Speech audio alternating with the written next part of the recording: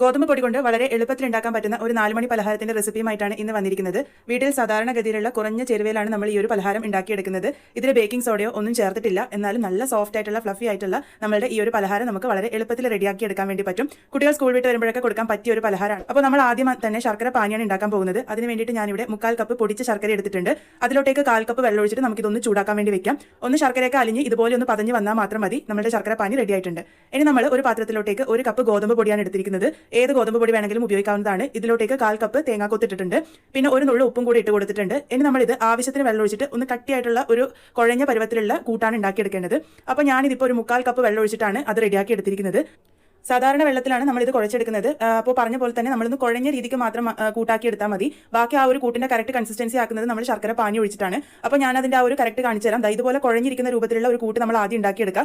അതിനുശേഷം വേണം നമ്മൾ ഇതിലോട്ടേക്ക് നമ്മൾ ചൂടാക്കി വെച്ചിരിക്കുന്ന ശർക്കര പാനി ഇളം ചൂടോട് കൂടി തന്നെ ചേർത്തോളൂ. ചൂട് തന്നെയേണ്ട ആവശ്യമൊന്നുമില്ല. അപ്പോൾ ഒരു ഇളം ചൂടിൽ തന്നെ നമ്മൾ ഇത് ചേർത്തിട്ട് ഒന്ന് നല്ലപോലെ മിക്സ് ചെയ്തെടുക്കാം. ഇത് ചേർക്കുമ്പോഴും ശർക്കര പാനി കുറേശ്ശായിട്ട് ചേർത്തിട്ട് മിക്സ് ചെയ്യുമ്പോഴാണ് നമുക്ക് നല്ല എളുപ്പത്തിൽ മിക്സ് ചെയ്തെടുക്കാൻ വേണ്ടി പറ്റുന്നത്. അപ്പോൾ ഞാനിപ്പോൾ കുറച്ച് ചേർത്തിട്ട് ഒന്ന് ഇളക്കി യോജിപ്പിച്ചെടുത്തിട്ടുണ്ട്. അതിനുശേഷം നമ്മൾ മുഴുവനായിട്ടും ചേർത്ത് കൊടുത്തിട്ട് ഒന്ന് ഇളക്കി യോജിപ്പിച്ചെടുക്കാം. ആ ഒരു ശർക്കര പാനിയുടെ അളവ് കറക്റ്റ് ആയിരിക്കും ഈ ഒരു കൂട്ടിന്.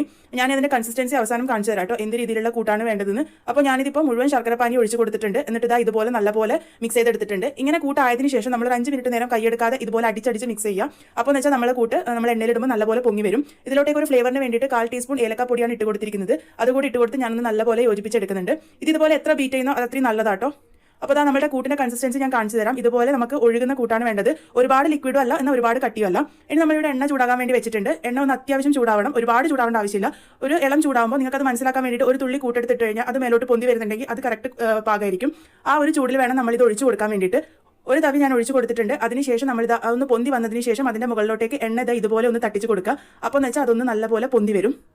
അപ്പോൾ നിങ്ങൾ കണ്ടുപോലെ തന്നെ അതൊന്ന് ഇങ്ങനെ തട്ടി കൊടുക്കുമ്പോൾ നമ്മളത് നല്ലപോലെ പൊങ്ങി വന്നിട്ടുണ്ട്. ഇത് നമ്മൾ നെയ്യപ്പൊക്കെ ആക്കുന്ന ആ ഒരു രീതിക്ക് തന്നെയാണ് ചെയ്യുന്നത്. അപ്പോൾ ഞാൻ ഒരു ഭാഗം ഒന്ന് നല്ലപോലെ പൊങ്ങി വന്ന് ഒന്ന് ലൈറ്റ് ബ്രൗൺ കളർ ആയപ്പോൾ ഞാനതൊന്ന് മറിച്ചിട്ട് കൊടുത്തിട്ടുണ്ട്. മറിച്ചിട്ട് കൊടുത്ത് ആ ഒരു അരികുകളൊക്കെ ഒന്ന് ബ്രൗൺ കളർ ആകുന്നത് വരെയാണ് നമ്മൾ ഫ്രൈ ചെയ്തെടുക്കേണ്ടത്. ഇതിപ്പോൾ കറക്റ്റ് പാകത്തിന് ഫ്രൈ ആയി കിട്ടിയിട്ടുണ്ട്. ഇതേപോലെ തന്നെയാണ് നമ്മൾ ബാക്കിയുള്ളതൊക്കെ ഉണ്ടാക്കിയെടുക്കേണ്ടത്. ഫ്ലെയിം എപ്പോഴും ലോ ടു മീഡിയമിൽ വെച്ചാൽ മതി. ഒരുപാട് ലോ ഫ്ലെയിമിൽ വെക്കേണ്ട, മീഡിയം ഫ്ലെയിമിൽ വെച്ചിട്ട് കുക്ക് ചെയ്യുക. അതുപോലെ എണ്ണ മുകളിലോട്ടേക്ക് ഇതുപോലെ ഒഴിച്ചു കൊടുക്കാൻ മറക്കരുത്. അപ്പോഴാണ് അത് പൊങ്ങി വരുന്നത്. ഒരുപാട് ഹൈ ഫ്ലെയിമിൽ വെച്ച് കഴിഞ്ഞാൽ നമ്മുടെ ഉള്ളൊന്നും വേവില്ല കേട്ടോ. അപ്പോൾ ഇതാ നമ്മുടെ ഈ ഒരു പലഹാരം ഇവിടെ റെഡി ആയിട്ടുണ്ട്. വളരെ കുറഞ്ഞ സമയം കൊണ്ട് വളരെ കുറച്ച് ചേരുവയിൽ ഉണ്ടാക്കാൻ പറ്റുന്ന നല്ല ഹെൽത്തി ആയിട്ടുള്ള നമ്മുടെ ഈ ഒരു സ്നാക്ക് ഇവിടെ റെഡി ആയിട്ടുണ്ട്. കുട്ടികളൊക്കെ സ്കൂൾ വിട്ട് വരുമ്പോഴേക്കും നമുക്ക് വളരെ എളുപ്പത്തിൽ ഉണ്ടാക്കിയെടുക്കാൻ പറ്റുന്ന നല്ല സോഫ്റ്റ് ആയിട്ടുള്ള ഉള്ളൊക്കെ നല്ല സ്പോഞ്ചി ആയിട്ടുള്ള ഒരു സ്നാക്കാണ്. കുട്ടികൾക്കൊക്കെ ഒരുപാട് ഇഷ്ടപ്പെടും. അപ്പോൾ എല്ലാവരും ഇതൊന്ന് ട്രൈ ചെയ്ത് നോക്കുക. ട്രൈ ചെയ്തതിന് ശേഷം ഫീഡ്ബാക്സ് ഒക്കെ പറയാൻ വേണ്ടി മറക്കരുത്. വേറെയും കുറേ ഞാൻ സ്നാക്സിന്റെ റെസിപ്പീസ് ചാനലിൽ ഇട്ടിട്ടുണ്ട്. അതിന്റെയൊക്കെ ലിങ്ക് ഞാൻ ഡിസ്ക്രിപ്ഷൻ ബോക്സിൽ ഇടാം. അപ്പോൾ ട്രൈ ചെയ്ത് നോക്കിയിട്ട് ഫീഡ്ബാക്സ് ഒക്കെ പറയാം. വീണ്ടും ഒരു നല്ല റെസിപ്പിയുമായിട്ട് വളരെ പെട്ടെന്ന് തന്നെ കാണാം.